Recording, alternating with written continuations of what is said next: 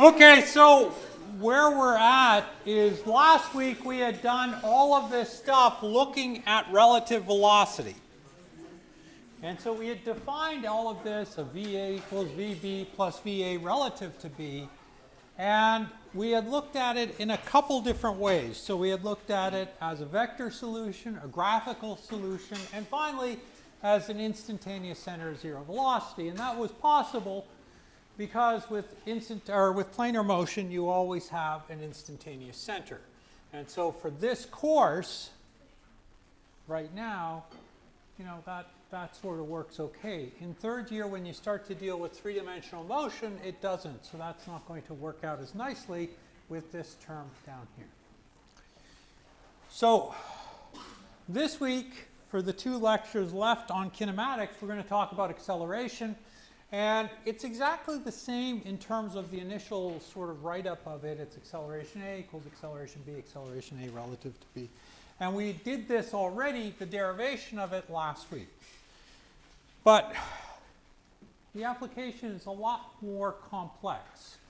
And I have to remember, I think I've tried to get rid of all of my graphical solutions on this because I hate graphical solutions for this. But basically, you have acceleration of A and B wherever they are. You make all of it acceleration B. And then you define a normal and a tangential component to essentially rotate it back. And so in order to calculate all of this, you need to have a lot more information. One advantage that you have is that the normal component right here, because omega is limited to be in the k direction and r is limited to I and j, you end up with a standard expression minus omega squared r, and r will give you the direction of the normal. You can do it graphically. I tend to warn you not to, especially at this stage. If you're very talented at sort of visualization and intuition, you'll get very good at it. But for now, this works out reasonably well. So it's still sort of a vector solution. Or sorry, it's still sort of possible to do it. And recognize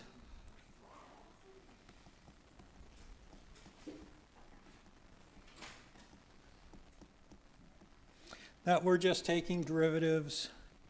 Acceleration of B equals acceleration of A plus acceleration of B with respect to A. But now,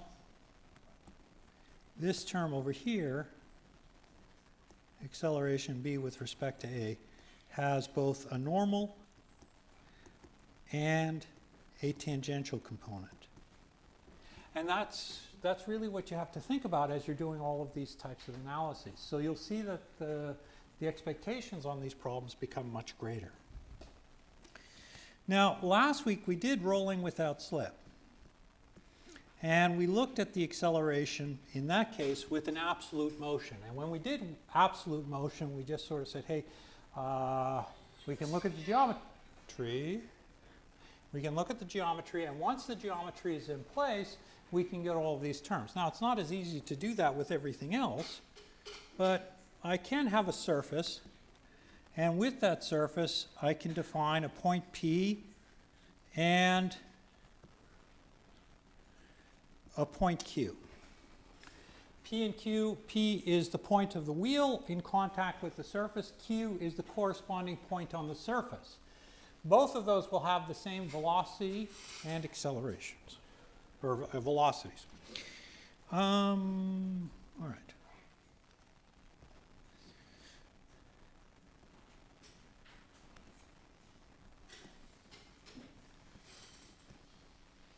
That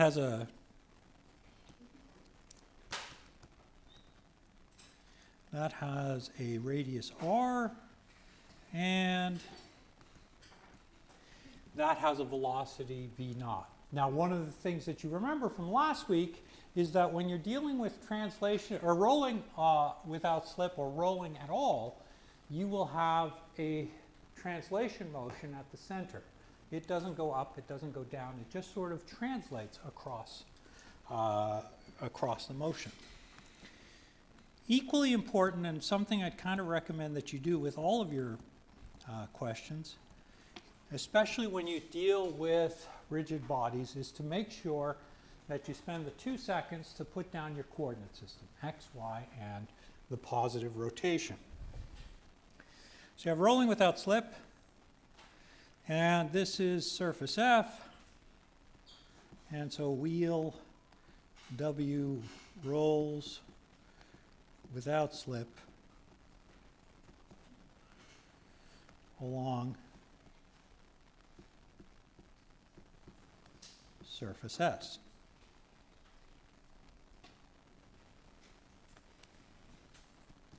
Now,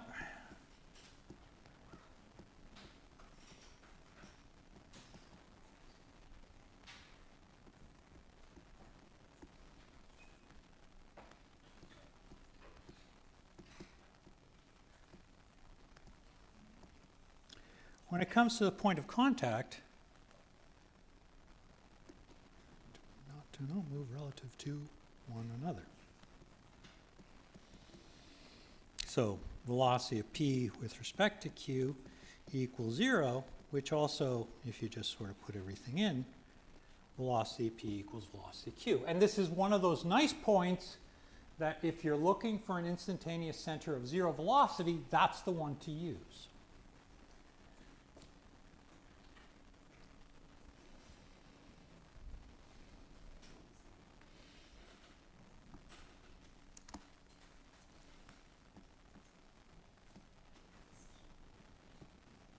So velocity of p equals velocity of O plus velocity of p with respect to O.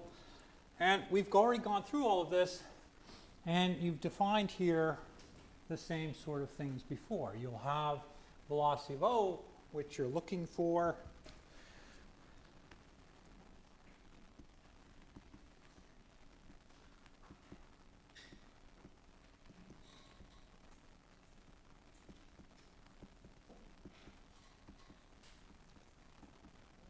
Probably should stop worrying about vectors. So velocity of p equals velocity of O. The only thing I know right off the top is that velocity of O is something. Velocity of p, on the other hand, is nothing. It's 0.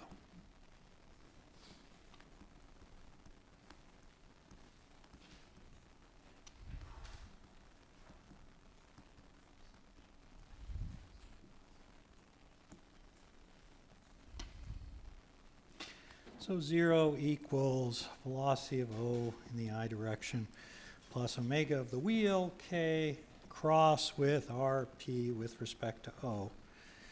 And if you substitute numbers in,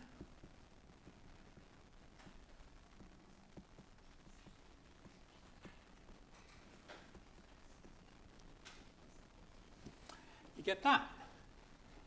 And again, it's negative because it's p with respect to O. So from p to O, it's minus rj. And one of the reasons, and this is something I'm seeing on Piazza and in our discussions outside of, or in class, is that you really, really do have to draw the diagrams and solve them. So as you're solving these problems, start out, draw the diagram, draw the terms, and make sure you know where everything is and why it's there. You'll get out of this that omega of the wheel is equal to minus v naught divided by r, which will be kind of a result that makes sense. And what it tells you is that in order to have a positive velocity, you have to have a clockwise rotation. So if you keep looking at these problems from that perspective, that makes sense, and it's sort of something that you can think about as you're doing it.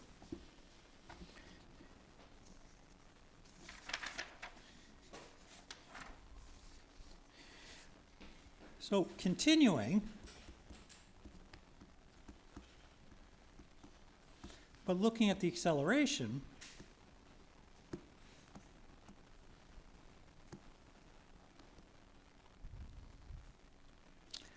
I have O still, I just want to make sure I have the contact points. P and Q. And acceleration of p with respect to O, dotted in the tangential direction, is equal to 0. Rp with respect to O is equal to minus Rj.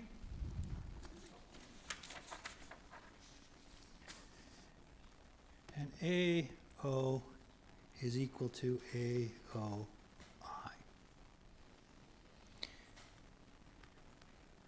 The other terms you already know, V naught equals V naught in the Vp equals 0, omega of the wheel equals minus V naught over Rk. All right, so those are all sort of standard terms. You've gotten them before, and let's put some things together. What do we got? Acceleration of p is equal to acceleration of O plus alpha of the wheel in the k direction crossed with Rp with respect to O, minus omega of the wheel squared Rp with respect to O. Okay, so it's really important that you write it in this form right here. So again, you don't have to recalculate. If you remember what this is, it's omega cross Rp with respect to O. You don't have to do that calculation with planar motion, so you just leave that as is. You also have all of the terms that are kind of left. Alpha of the system, all of this. So if you put all of this together, you end up with A naught plus alpha of the wheel times R in the I direction minus V naught over R squared minus R in the J direction. So you have that.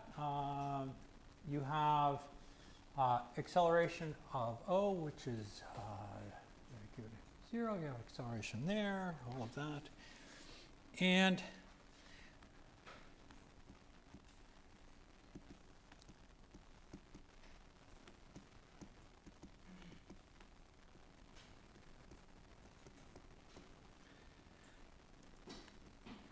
AP is equal to V naught squared over R in the J direction. So one of the important things to pull out of that is that when I have rolling without slip, yes, I have 0 velocity. I have 0 tangential velocity, or acceleration, but I have a normal velocity that's playing a role. And that normal velocity will appear in my system here. And it's that normal velocity that allows this wheel to keep turning and the process of turning for point C to move to the next point.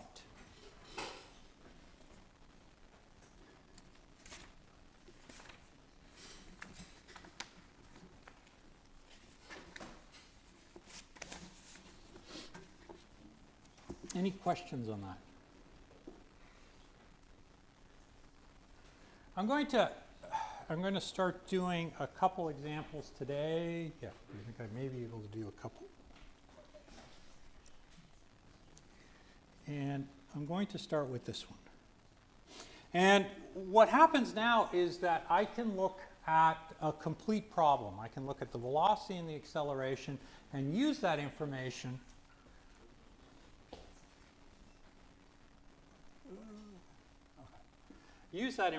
together. And so this is sort of a typical kind of mechanism that you see in dynamics. You have a point A that the link AD is rotating about. However it's rotating, it doesn't matter. AD is connected to a link DB right here.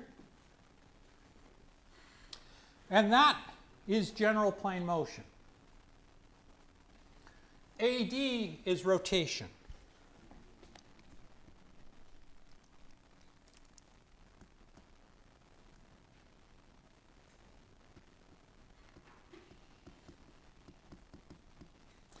This slider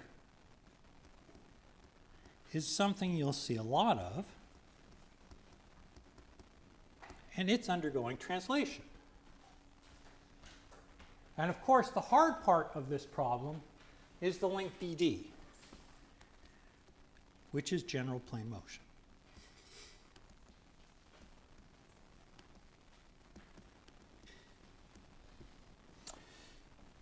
You're given block B is constrained to move vertically and is connected to the bar BD. Point A and bar AD is fixed. Use the component system shown. At the instant shown, block B is moving downwards at 1.6 meters per second and is increasing velocity at a rate of 2.8 meters per second squared. So that's your VB and AB. Phi for the problem is given as 42 degrees. Theta is equal to 32 degrees. L, which is the link BD, is 1.3 meters. And D is 0.9 meters. Let me put some numbers here. 32 degrees, 42 degrees. And determine angular acceleration of bar AD and the acceleration of point C, which is the center of mass of that sort of rod.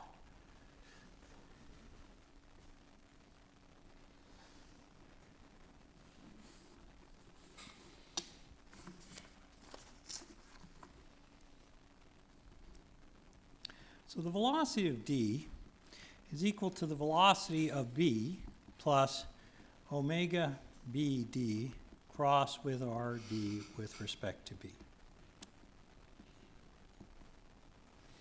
So D is there, velocity of B is given, omega is not given, that's one thing I need to know, and RD with respect to B is known. And so velocity of B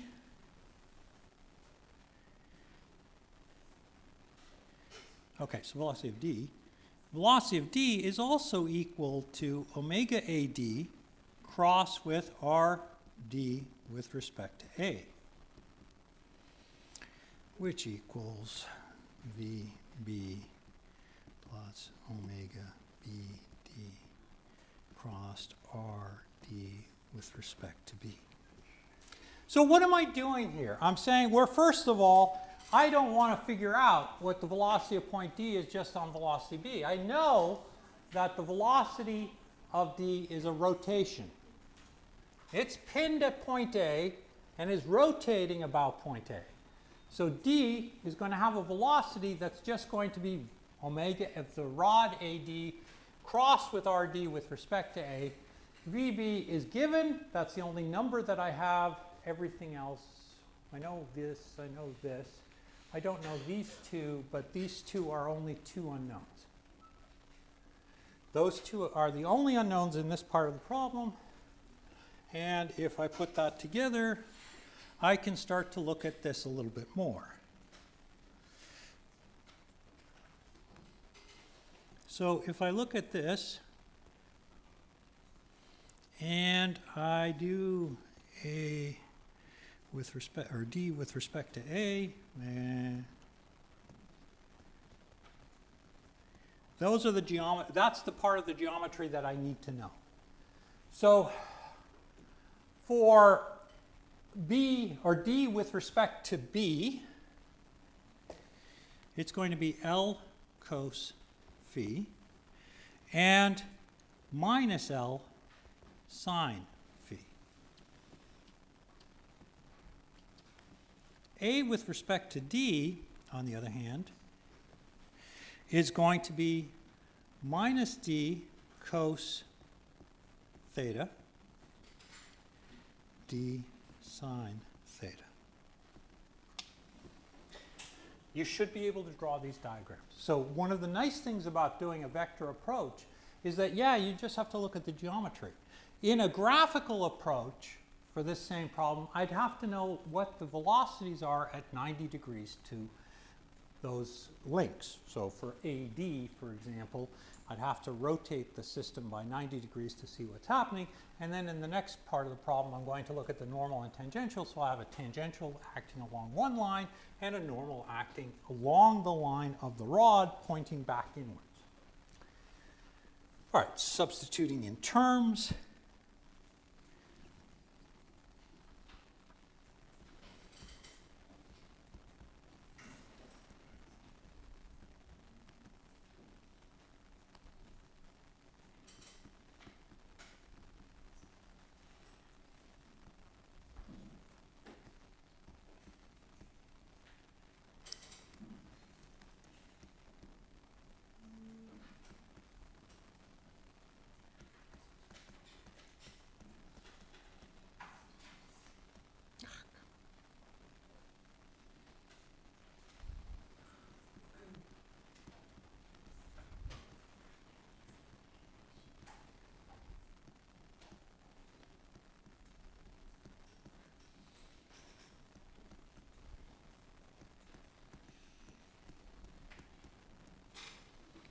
Okay, I think that's everything.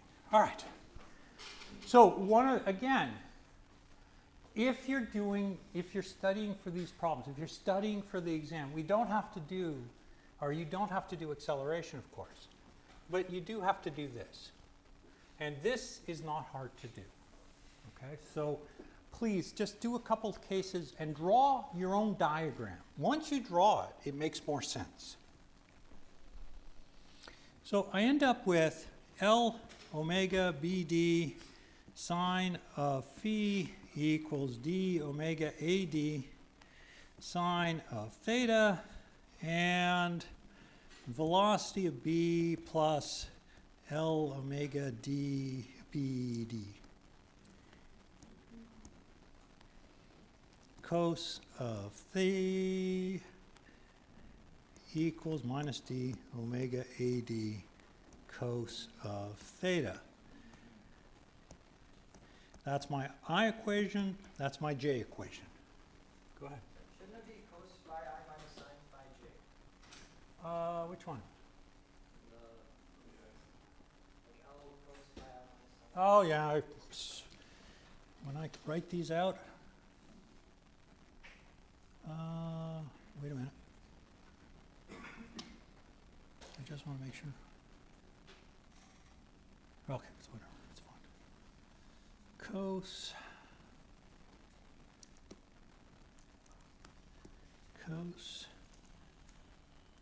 I'll check later to make sure I have everything correct on this. There's signs on J. You end up with omega AD equals to minus VB sine of phi d sine of phi plus theta, which equals 1.2375 rads per second. And omega BD, which equals to minus VB sine of theta all over. Did I copy that wrong? Well, I have to check this equation. I probably copied it wrong. Doesn't matter. The solution is correct, though. 6, 7, 8, 5. And it's good for you to check over those things later. So what's important here, and I'm not going to try and do it in my head, is that you're trying to sort of just combine and you end up with two separate equations. Each of those ends up being an expression for alpha, or excuse me, omega. Acceleration of d, though, is equal to acceleration of b plus alpha bd crossed with rd with respect to b minus omega bd squared rd with respect to b, which equals alpha AD crossed RD with respect to A minus omega AD squared RD with respect to A. Okay.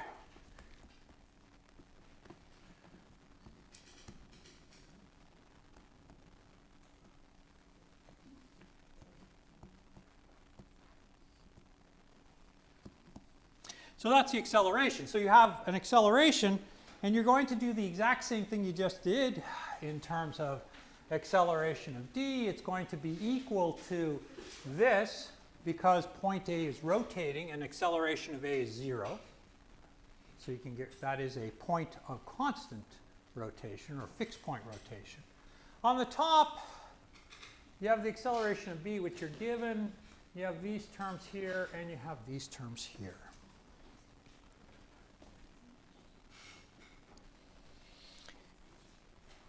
So acceleration of B in the j direction plus alpha b d k crossed with L cos phi I minus sine phi j minus omega b d squared L cos phi I minus sine phi j. You're doing the same thing as you did before. And so the one, again, an advantage of dealing with vector solutions and vector approaches is that these terms only depend on the geometry. So it's the same term as I had when I was looking at okay, I'm going to be able to say it, looking at the arms or the distance between A and O, or here D and B. For the second part of the problem, it's again alpha A D K crossed with D minus cos of theta I minus sine of theta j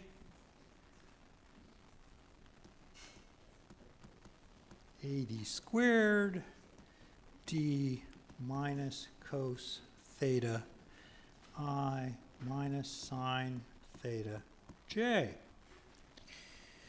All right, so out of this, again, you end up with I and j equations.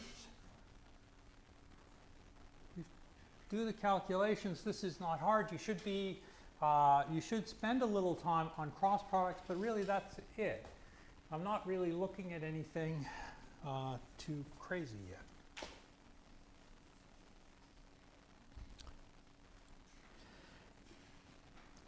So going through that, I'll end up with my two equations.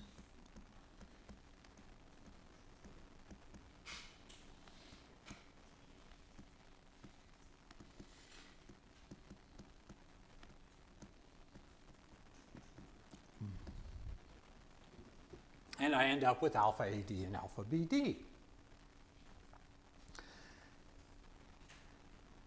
All of this is looking only at the geometry. Again, if I tried to solve this graphically, and I looked at the acceleration of, what did I look at here? Acceleration of D. Acceleration of D is going to be, it ends up being positive. So acceleration of D will end up here. An acceleration tangential and an acceleration normal. So when I look at these things, I have to be aware of what I'm going to end up with and how those accelerations are going to translate in terms of my final solution for all of these cases. Now, actually, this is, yeah. Questions? This is a lot. Okay, this is a lot to do, and I don't bother doing the graphical method because it's overly complex. Okay, this is actually not as complex an approach, and intuitively is often a lot easier to do. You already know the direction of all of your accelerations. They're in the k direction. You know what omega BD is. You calculated in the first part of the problem. You know what omega AD is, and so you got that. And all you really need to know is the distances here. And here, the distances are straightforward. There, you got a cross product. So as you're doing these problems, as you're calculating all these determinants, try and look at other alternatives to how to solve these things. But I strongly, strongly, strongly recommend not doing this. Acceleration of c. So the other thing you were asked for is that point right there. And acceleration of c is sort of the center point, and so you can do that by just saying acceleration of c is equal to the acceleration of b plus alpha bd crossed with rc with respect to b minus omega bd squared rc with respect to b. You have all of the terms there that you need. You have all of the expressions that you need to solve through for. The only tricky bit here again is that this is slightly different. So it's just sort of halfway. And so you end up with the same expressions, abj plus alpha bdk crossed with L over 2 cos phi I minus sine phi j. Make sure that's a cross. Minus omega bd squared L over 2 cos phi I minus sine phi j. Since we're all looking at the same sort of object, we already know alpha for the object or for the link BD. We already know all of the distances, and c is just halfway along here. So L over 2. So it's the exact same equation as you did just in the previous step with just one change. And once you do all that, you end up with AC equals to 0.8312I minus 1.4297J meters per second squared.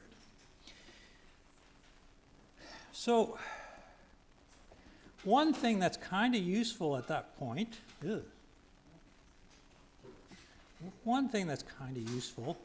is I kind of know where everything is here. I have B here, I have D, and I have point C in the center. So if I look at this right here, it's sort of doing this and this. So as this thing moves down, this thing is moving over and to the right. And if it's moving downwards and over to the right, that kind of makes intuitive sense to me. I'm kind of happy with that. It sort of is something that's reasonable, and it doesn't look like I'm going to be breaking the bar when I do this. And one thing, again, that's really useful is not to just take your answer, it's also to take your answer and draw it back on the original diagram that you had.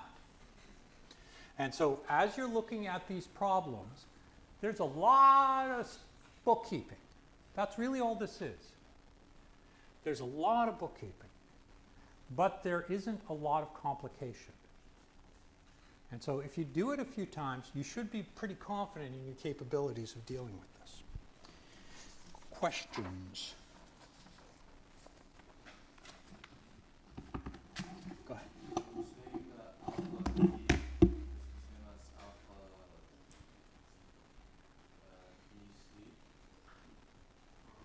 Alpha B, okay, so this is another important point. Any angular velocity or acceleration you calculate on a rigid body, so the rigid body that I'm looking at here, this one, is BD. C is part of that body. If I calculate omega or alpha at any point on the body, it has to be the same all over the body. So all of those will always be the same no matter how I do the calculation. So one of the things that you should get comfortable with is that also, because one of the areas that often cause trouble is that you calculate two different alphas or omegas on the same rigid body. You also cannot transfer an alpha from here to here, or an omega from here to here. Intuitively, it seems like if we have the acceleration of v and d, can we just take the average to find c? You could if it was a translation problem. You could sort of do things like that, but remember that the velocities and accelerations here, this is fully linear down, and this is rotating in response to what's happening. So trying to capture that, if I tried an average, I would say, oh, it's half of the downward acceleration of point D, because there's half of the I component of point D, and it would be half of, or the average of the two accelerations. It never quite works out that way unless you have translation, in which case it works out nicely. Please, please, please try these problems out. Don't do the acceleration this week, of course. I understand that. But do try to spend time on others.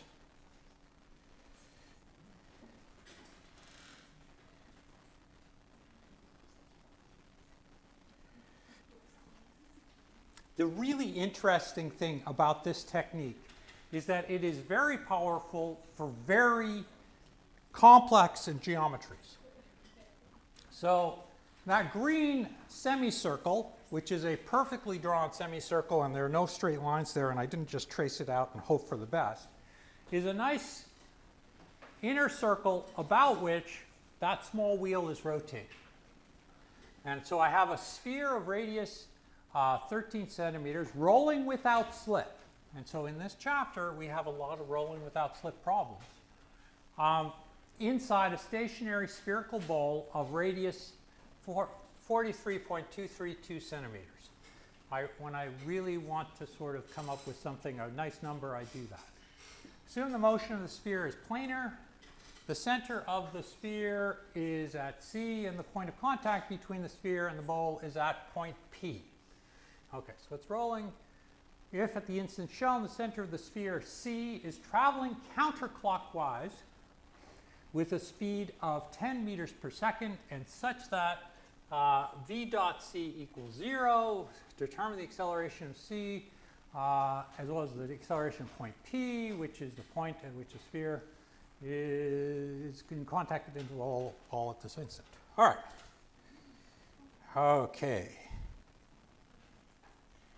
Fun.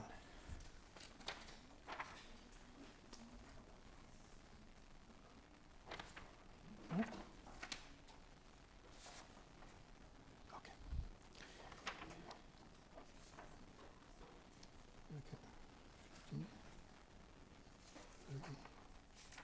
I just want to make sure I'm in the right order, and I'm not going to miss anything. 33. Okay.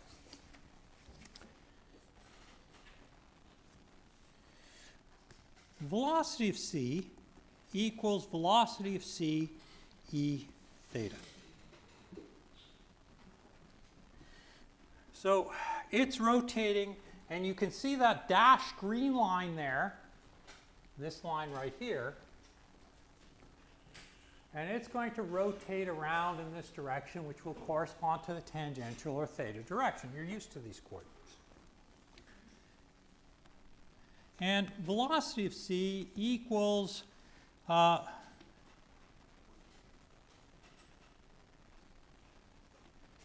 velocity of p plus omega s cross with r c with respect to p. So if I wanted to look just at the translation, that dashed green line gives it to me. And the velocity of c equals velocity of p, that's just standard rolling without slip. And I end up with v c e theta equals omega c k crossed with minus r s e r. So r theta negative direction. And it's nice that I actually drew all of the crazy coordinate systems because I can see as I check my lecture notes immediately that it is negative. Okay, so where do we go from there? BC E theta equals minus R S omega S E theta. Ooh.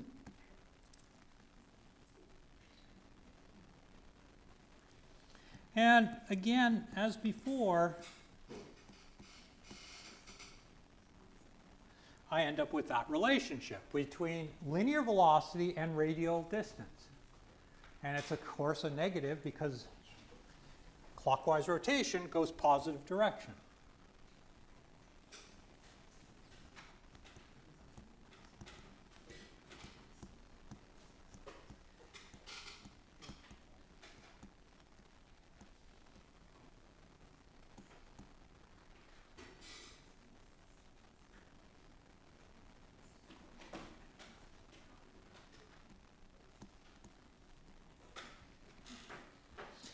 Now, I've defined an R sub b here so that I can look at just the center point of that sphere. And so I can say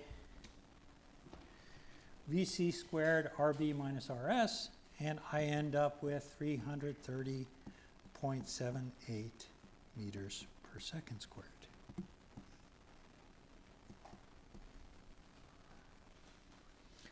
Again, you have an acceleration here because you have a curved path motion. And if you have a curved path motion, you have to worry about the change of direction.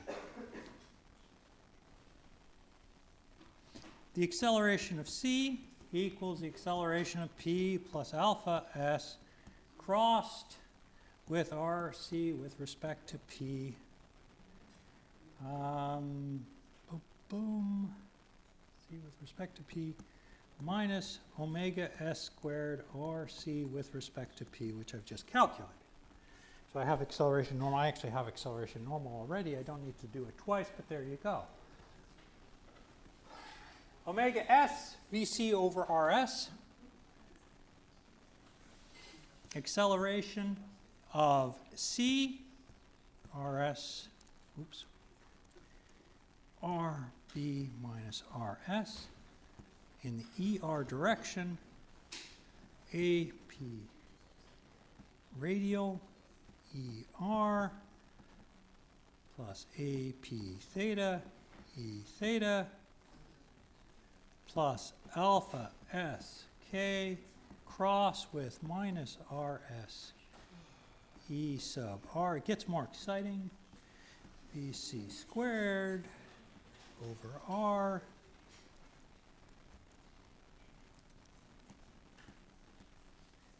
RS E sub R. So again, it looks more complex than it really is. All it is at this point is making sure that you have all of the terms. So drawing the diagram at the beginning was really crucial to get anywhere in this particular problem. Once you have that, all of these terms sort of work themselves through.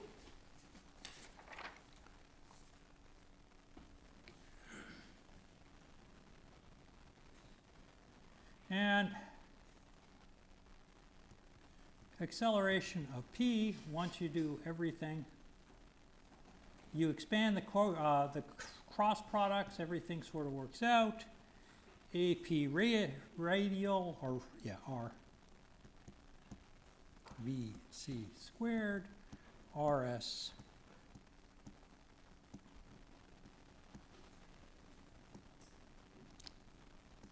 and knowing that alpha s is equal to 0, AP equals 1100 meters per second squared. And that's why I ended up starting with a ridiculous number of 42.232 centimeters. I forget. Questions?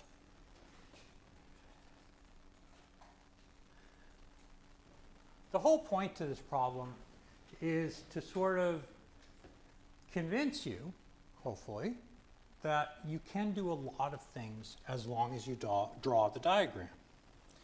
This would be more than I would expect on an exam, certainly, but the basic ideas are still there. So as you're doing all of this analysis, as you're running through all of these terms, it's really important that you can draw something like this, or preferably,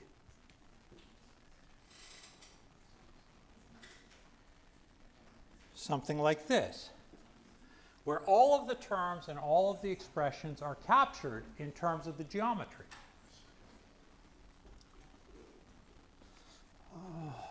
Let's go back a little bit. Let's take a small breather and try to convince you. Now, I know that on the exam, you don't have instantaneous center of zero velocity, but everything that you do, you can choose however you want to look at a problem. Generally, I would not try and do any of these problems. Generally.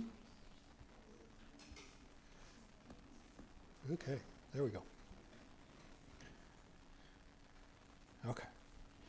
So I have a slightly weird geometry, not a wildly weird geometry, but ABC is sort of this 90-degree bar.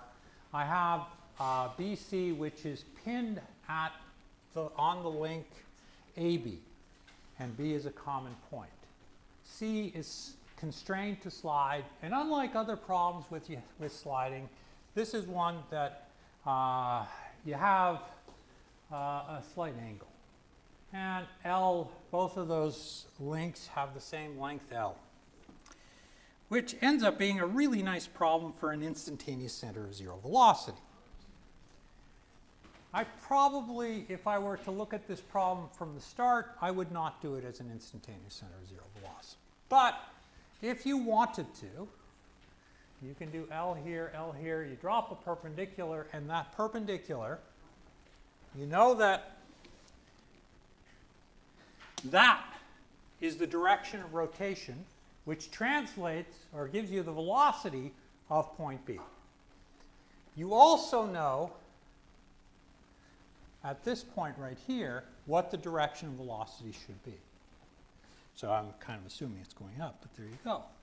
So you have 2 points from which you can drop perpendiculars, and you'll find that you have a common instantaneous center for the link BC that is coincident with point A. And I got a lot of questions about one of the midterms as to why exactly one of the points is common to two. And I think it was this one right here, which sort of looked like this. And you had two velocities that you could calculate. This, I think it's midterm 2023. Yeah, it's 2023. And this point was C on the body, but it was not C on any link. It was an arbitrary point in space. And the important thing to realize is that this point C is not the same point as it was on the link. I forget whether these were D and A, B, O, and A, I think. What you had to do was separate this problem out into parts. So you were given this. You knew that these two links were attached, and it was fixed point rotation, so the velocity of A on the link AO and BD is the same as the velocity at point A on that triangle, which was ABE.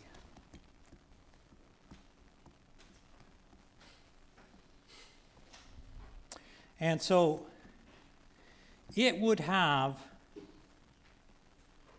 a point here, but that C is not anything to do with the geometry. And then you would calculate velocity at B, velocity of A, and use that velocity at B in order to calculate